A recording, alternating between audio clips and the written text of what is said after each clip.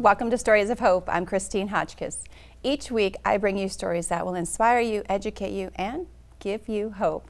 I want to thank my studio sponsor, the Motivated Mind Group, your global creative agency based right here in downtown Chandler. Today, my guest is Marshall Jones. He grew up living in a time where it was a racial turbulent in Georgia for a short period of time. His story, he was raised by his family's friends because he was given up, and we'll let him explain why. Because where he is today, he is very successful what he does, and he's traveled the world that he never thought he would as a kid. Please help me welcome my guest today, Marshall Jones. Welcome, Marshall. Hello there. Hello. Thank you so much for taking the time to have me on the show. I really appreciate this. Before we jump into it, a couple of things. One, although, yes, it was a racially turbulent time period. I was born in the late 60s, so I grew up in the 70s in Georgia, North Georgia, right at the corner where Tennessee, Alabama, and Georgia connect. We did have the Klan that was there. We did have, some not so friendly areas that one could go to. But during this time period, it wasn't as, if you look at social media today, you see this racial war that's going on in our country and everybody's just fighting and yelling and screaming things back and forth with folks. It wasn't like that. We just kind of knew, don't go over here or don't say the wrong thing to this person. Just, mind your P's and Q's and everything will be okay. So it wasn't as bad as it sounds.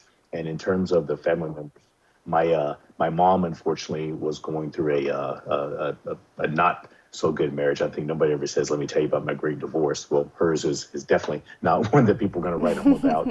And given that she had 4 kids, she had to make a hard choice as to whom to let some friends of the family help raise because she just couldn't do it all on her own. And, at the end of the day, I think, things happen for a reason. And I was, by the grace of God, raised by some friends of the family who were born in the late 1800s. And, my story is a little different than that of my brothers and sisters. Wait a minute. So with that said. You said 1800s. Yeah, 1899 and 1906 to be exact. Wow, so much older.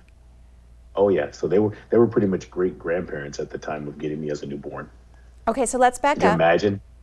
Yes. No, I can't imagine because I'm thinking at that age you're supposed to be enjoying your silver years, your older years, your retirement years. Yeah. It doesn't sound like that took place, but I do commend them, which I'm sure they've passed on since, that they actually took on a responsibility of someone such as yourself. But let's back up for a second.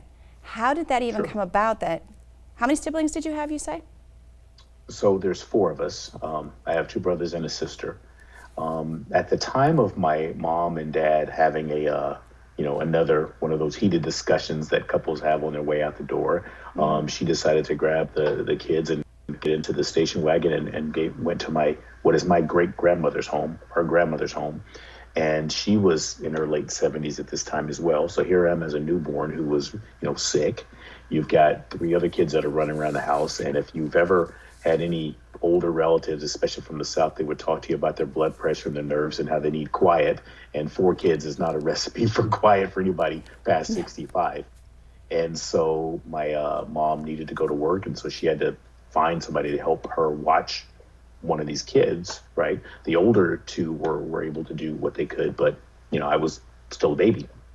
And so she had friends of the family who did not have kids of their own who offered to help her until she got on her feet, as one may say. And one day became 1 week, became 1 month, became 1 year. And when she attempted to come and get me as a child, I didn't know who she was and didn't want to go. I wanted to stay in this house. And so it just became, well, it works right now. Let's deal with it later. And later it became when I was 7 years old. I came home from school and my real mom and grandmother and brothers and sisters were all in the living room when I came home, and what I thought were my parents are telling me, this is actually your real mom and brothers and sisters, and this is your real family. You're adopted, and we've been, the guardians of you for this time period, but we want to make sure that you all know each other because we've gotten older, and if something were to happen to us, what a shame it would be if you didn't know who these people were. So from 7 to, now I split time between the 2 households growing up. So I kind of, it kind of worked out. I had a little bit of a blessing there having two households. Well, and living in a home that you were probably the only child, and now you've learned that you have siblings, you have a family, but I'm sure that was still a shock to have to adapt to something that you did not know until now, and then possibly start all over with, what do you do now? These people are your real Yeah. parents, and these other individuals raised you as they were your parents. Correct. Yeah, How? it was definitely different. Go ahead. No, it was different. Tell me how. I was just gonna say it was definitely different because, here you are, I'm 7, right? What I know is my mom and dad are in their late 70s, early 80s, and they don't read or write. So I'm helping, balance the checkbook and do the grocery list and things as a child. And now I find out I actually have brothers and sisters. So absolutely elated at having siblings. Still very happy and proud to be able to have them. Not gonna lie, it was a little bit of a smack in the face to find out that I had a mom and this is what happened. And it took me a couple of years to work through that, to figure out how things came to be, to understand her position. Couldn't have been easy for her. And I give her the utmost respect now, looking back in the rearview mirror, what she had to go through to get there. But man, it couldn't have been easy. Couldn't have been easy. And you're successful today. We've already talked off camera about the amazing places you have got to experience and where you're going in a few days, which is great. But you talked about being raised by individuals who couldn't read or write, but they made sure you went to school. Absolutely. I was told on a regular basis how, we all know American history. There were slaves in this country, right? Yes. I was told on a regular basis that there were slaves and people who died for me to have the right to go to school. And I owe it to them to take full advantage of any opportunity that was put in front of me. So, getting a C or D wasn't an option, right? That was a failure to the people who died for me to be able to go to school. Not that there was this increasing amount of pressure on me that, you couldn't have a bad day, but it was really seen as a blessing and an opportunity for me to say yes to take a trip or to take a class, to learn how to play chess or whatever it may have been. To me, it was more of looking at it as whether the sky's the limit or the limit's the sky, right? It was just a better opportunity. Oh, I love that you say that, because we hear, oh, the sky's the limit. And then you just talked about, and I have a friend of mine who is very active. She's one of the city council women here in Chandler, and she comes from a country where education was hard to go and get. They had to pay, or they didn't have the textbooks, and they didn't have the criteria. And I've actually interviewed a few organizations that are over there, or people that have come from over there and started a foundation here for education, because it was so important in their childhood. But you were here right in the United States, where a lot of people think that, oh, America's of the free and of this and of that. Well, of course we are. We're spoiled. We're unappreciative a lot of the time too. And here, it happens right in our backyard. We just don't know it. And you had two things against you. You lived in a time frame where, and when you said this in the very beginning, I cringed, because I'm a non-judgmental individual, and I would hate to think that someone has to worry about following rules or knowing where not to go or not what to do. And you had to live that as a black male, and you also had two parents who didn't have an education, but you turned out pretty well. Yeah, I've been very fortunate. Yeah, it was, not uncommon to have the police follow you home. I remember going in a store and having cookies that I brought from home with me and getting pulled over by the police at like 12 years old because they said I stole the cookies. I went to a private college in Georgia, had a scholarship to a private college, and I was going to have dinner with the president of the university and a group of faculty and so forth. And on my way there, much like most college students, I'm out of gas. So I stopped to get gas at a gas station. And at this time period, you turn the pump on, you pump, you go in and you pay. Well, they wouldn't turn the pump on for me. Oh. I'm running late. So I put the back on, I go to the next gas station across the street, I fill up, and I go to my meeting. Well, here I am driving down Broad Street in Rome, Georgia, and I get pulled over by two police cruisers and a truck. They said I stole gas from the gas station. So they carted me back to the gas station to look at the cameras to see, because they, anyway, stuff happened. I had a guy at the college who, I went out on a date with this young lady, and while I was out, someone broke into a room on her floor. So they said I was an accomplice. I had basically distracted the folks by taking this girl out, so that just crazy stuff happened. It's, I don't want to say it's part of being black in America, because that takes a negative attitude toward it, but it's one of those things where you just kind of, you get used to it, and you have a choice. You can take the path to the right, you can take the path to the left. And I've tried to take the path to the right to be a beacon of something else to show that, hey, not all of us are drawn the same way. It's worked out in some cases. You know, when I was a kid, I was always told by my parents a lot of things, but this one in particular was, you can't save the world, Christine. No, I kind of am one control person. yourself. Right. And as much as we have a lot of people like myself and yourself and others that want to see an end to a lot of different things, whether it's an illness or racial stuff, and now we've got new stuff, and you're always going to have hate, but you're always, like you said, you're always going to have the choice on which direction you want to take that. And how are you going to be able to help someone else versus give them a tool or let them be a victim of something. Both of them have a consequence or reward to it depending on who their audience of people is. And I would love to see the day where we don't judge one another, but I know that's never going to happen. So we are the ones that get to educate people. Even if they don't go to a school system to be educated, there are people that are book smart, not me, and there are people that are street smart. That's me. And I love to learn different things through different people, and I am paying attention all the time because I feel that it makes me a better person so I can understand how to or not to respond to somebody's situation because I don't know what's going on behind those, their heart. Yeah, I agree. If you look at philosophy, you have Cicero, one of the greatest philosophers. He said that one of the greatest delusion of man is that self-advancement is made through the disadvancement of others. And if you think about that statement, if I make you look bad, I look good. And it sets up all the isms that we have, whether it's racism, sexism, placism, ageism. Somebody has to be able to put you in a box so they can judge themselves against you. And I love what you said. You have a choice. You can react or you can respond. If you were to go to the doctor and the doctor said, hey, Christine, I gave you some medicine. I need you to come talk to me. Your body's reacting to it. You know right off the bat it's a negative. Versus if they call and say, hey, Christine, I gave you some medicine. I'd like you to come talk to me. Your body's responding to it. You know it's positive. So in life, you have a choice. You can react or you can respond. I learned that, and I think I found peace in me I didn't even know I was going to have or need with how to deal with people or not deal with people, right? Because we don't really have to deal with certain people. We can go through life. We can avoid them, but as I've seen it too, what you resist is going to continue to persist, so you have to just figure it out now. I don't care what it is. Yeah, it's a lesson you're going to have to deal with. I agree. So there's a couple of things here. Because you were referred to me by a young lady that I have yet to physically meet either. That's what I love about these referrals when people say, hey, I've got a story that's going to help someone else. She writes, she's a ghostwriter, Shireen Rivera. And that is how I met you. And she was a ghostwriter for you. Tell me more about what it is that she did for you and why you did it. Sure. So funny, she actually was a ghostwriter for a friend of mine. My dad never really talked, which is probably why I talk too much. But as I'm getting older, I felt like I wanted to leave something for my kids.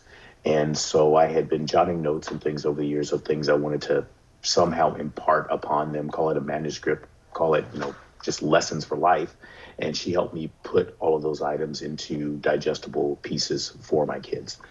I wanted to give them something because, after you're gone, they always say, oh, man, my dad used to say this or my mom would say that. Well, I wanted to give them something that actually gave them those items so that they would have it. And Shireen helped me put all that to pen and paper so that I have something there as a legacy for them. The original intent was just something to hand my kids. And I had a couple of my clients read over some of the stories that were there. And they, but they liked it and said it was better than just a coaster for their drink and thought that I should, put it into a book and do something. So I put it on Amazon and, we've sold, almost 1,000 copies, which is really humbling to see that people want to actually, hear these stories and listen to some things. But been through a lot, through, the grace of God. I've come out on top and I want to make sure my kids can do the same like any parent would. Marshall, everyone is a walking book. We are born, I think you agree, with nothing in us. And then we die with so much in us, whatever that may be, however we want it to take it in. Whether it's a value, a lesson, experience, however the person wants to identify it. We don't get to decide that on our last breath. Hopefully we'll have an understanding of what life is all about on that last breath that we exhale. With Shireen, she has a gift of not knowing anyone, and she's doing the same thing that I'm doing, only she does it in a book form, and that's sharing your story, where a lot of people don't think they either have a story, which everyone does, just some is more traumatic, more memorable, more life-changing than others. But what she does is she puts it in a form that if you didn't have a voice but you told her what you needed, she found a way to connect with you, which I think a lot of people have disconnected because of technology and the differences that have divided us in the last few years. And I think this brings it full circle to say we still have books that we can pick up and read, and someone can say, oh my gosh, I can relate to that. And then that starts a healing for someone, as it is going to do as your legacy for your kids, which was your first intention. So it's got two great qualities. Good point. Good point. That's how I see it. Now, moving forward, you did get a great education because you have a fabulous job that you get to see the world. But you've also met some interesting people. Would you like to share some of these people that you've got the privilege of meeting through your journey of life? Like the Dalai Lama? To share some of these stories would seem bragging. And just in the course of working in hospitality, which is my job, I help facilitate people coming together and running this country. I've been fortunate enough to be in the room with, as you said, the Dalai Lama, almost every president, back to Jimmy Carter, several heads of state, even a few kings and queens from around the world. Been very lucky. Can I tell you that when I say that, and I've heard it before, you actually said it, it's not about bragging. Yes, it is, because you know why? Because they were regular people. It's really not. Well, I see it that it is because I'm seeing my own work become something that people are wanting to know more about who I am when I'm just doing what I love to do, but I have something that other people are wanting to know more about, which gives me a legacy in its own. But I'm a regular person too. And these are regular people, they're just in public view. And some of them have a message that people really want for healing or a connection. And so when I say that, yes, it is important because you've gotten to meet people that other would just hope to or dream about or just follow on YouTube or however they can to get whatever that fill is that they're feeling. So yeah, you can brag. Okay. Fair enough. I will be letting everyone know I met you and Shireen after this. And I hope to one day meet her as well because she has a gift that she's definitely doing that. I don't know that I could put it into words. What other things would you like to share that I haven't asked? Because it's not my journey. I only just have questions of my own that maybe I don't know how to reach out to other people that would say, hey, I had this question. What would you be able to give based on where you came from and where you're at today? Sure. I can think of a couple things that I try to tell my youngest. Right now I have a 23, 22, and a 16-year-old. 16-year-old is obviously still at home. And so as I'm talking with her, we have discussions around the power of your mind. A lot of and I teach at San Jose State. I'm an adjunct professor there, and I volunteered for a couple of things. I also coached a high school track team last year. And I find a lot of our youth today just focus on what they can't do. And it's almost like an episode out of Star Wars where Yoda's talking to Luke Skywalker. He's like, that's why you can't do it. You keep saying what you can't do instead of what you can. You never look at the possibility. Yeah. And it reminds me of a story. I was in freshman year going to sophomore year in high school. And I was looking at the paperwork in terms of thinking about going to college and what classes you want to start taking to be prepped and ready for college. And I'll never forget, I had this teacher that came over and she looks and she goes, what are you looking at there? And I told her this is the advanced technical preparatory coursework for college. I'm thinking about computer programming and what have you. And she says, no. She takes it out of my hand and she says, you're black. You're never going to be able to do that. You need to take this. This is a vocational school. You guys are much better with your hands. This is what you should focus on. And I owe that teacher a huge thank you because from that moment on, I was a straight A student. You just told me I couldn't do it. I wasn't smart enough to do it, and I didn't deserve it. Oh my God. I had a test once in physics, and the majority of the class failed the test. And I scored 100. So when the curve was given to get everybody to a C, I had like 120 on the test. they said there was no way you had to have cheated because there was only 5 black kids in the school, right? So they made me take the test again in front of the teacher, the principal, and the assistant principal. So here I am in a room, just me, taking this test again, and I scored higher. So I was so pissed they were telling me I couldn't do it. So Wow. the reason why I tell the story is that it motivated me to do better, because since they didn't believe in me, I had to believe in myself. And that ignited something in me that I still have to this day, that if there's something that you don't think I can do, hold on, we're going to figure it out. And my youngest has that. She wanted to play piano. She was 7. She wanted to play piano. And we found this great teacher in the local community, and we brought her in so she could, show her a few things. And she says to my daughter, she's too old. There's no way she's going to be able to learn. And she says, why do you want to learn to play piano? And my daughter shows her a video on YouTube. It was this Beethoven piece that she wanted to play. And she goes, this is why I want to play. She goes, you'll never be able to play that. Okay. So she showed her a couple scales, told her to go home and practice and come back in a week and we'll see how you do. So she comes back in a week. And so Maya plays the scales. And then the teacher goes, okay, now what was that piece that you wanted to learn? And she goes, oh, and she played it. In a week, she learned it on YouTube and she played it. And then the teacher was just taken back, and she says she must learn it. So she dropped her fee. She would drive to our house to pick her up to teach her. She was like, oh my God, what a gift.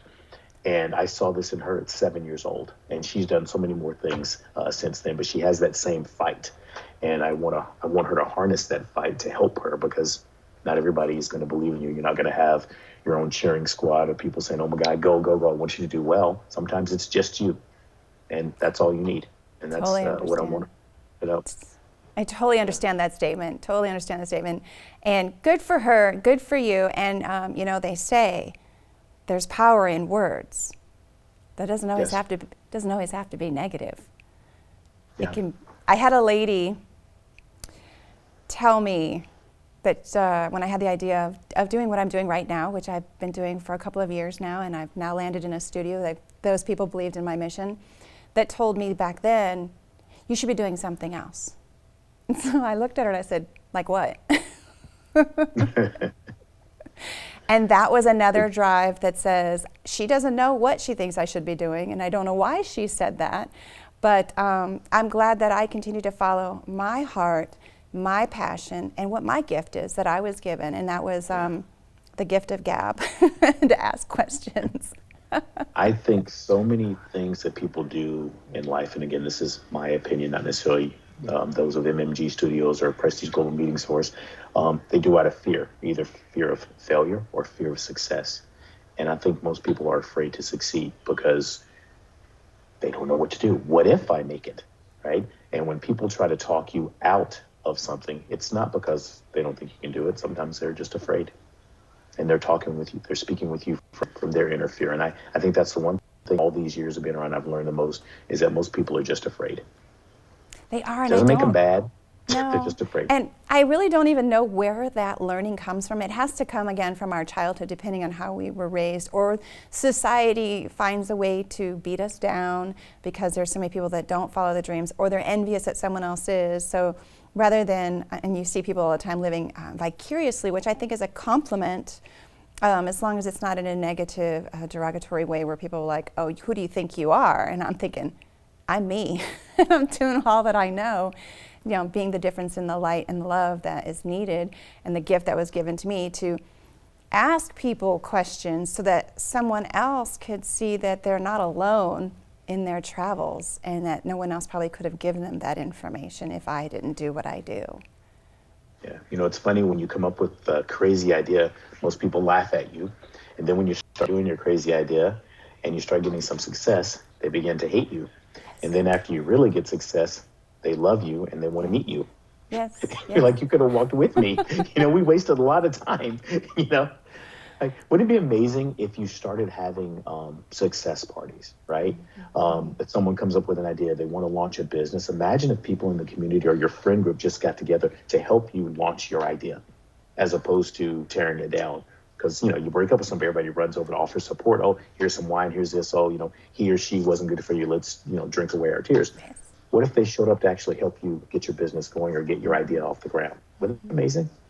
Absolutely. Or even relationships where people think they have the answer they think we should do, but they've never walked that themselves. So yes, I totally understand. Oh, I love it. I was actually having that thought earlier today about something. So I feel like what you just said was a confirmation of what my prayers were to, the voice that's in my heart, but my power, higher power too. So I have one final question for you. Yes, ma'am.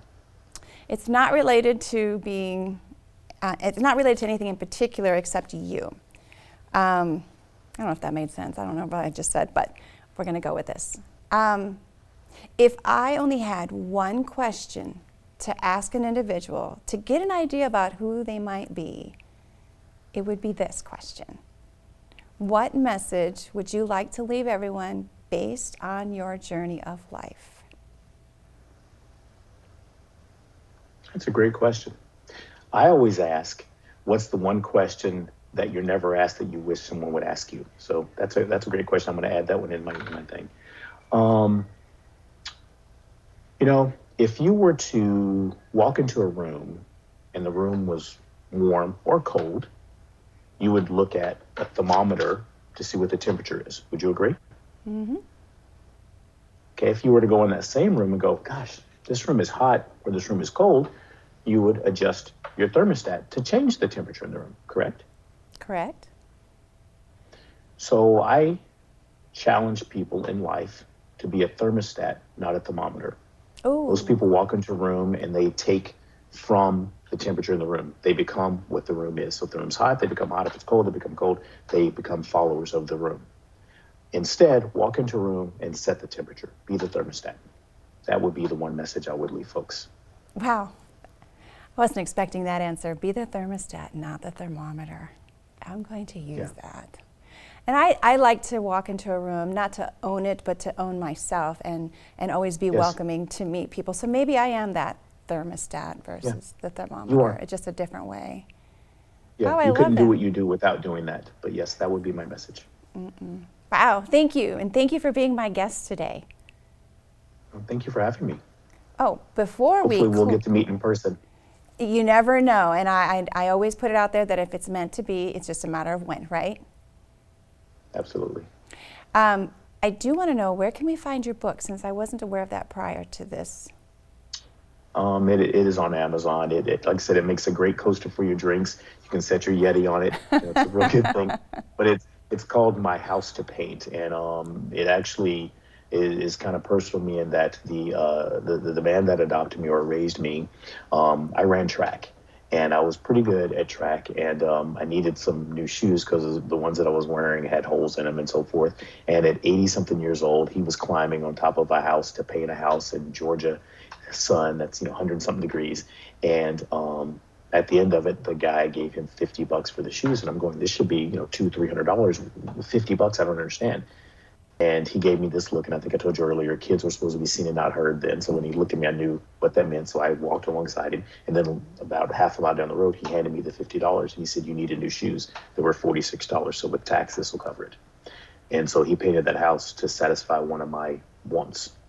And so to me, my book, My House to Paint, is about the things that I've done as a parent to make sure I take care of my kids. And hopefully that gives them some motivation and drive for their lives later on.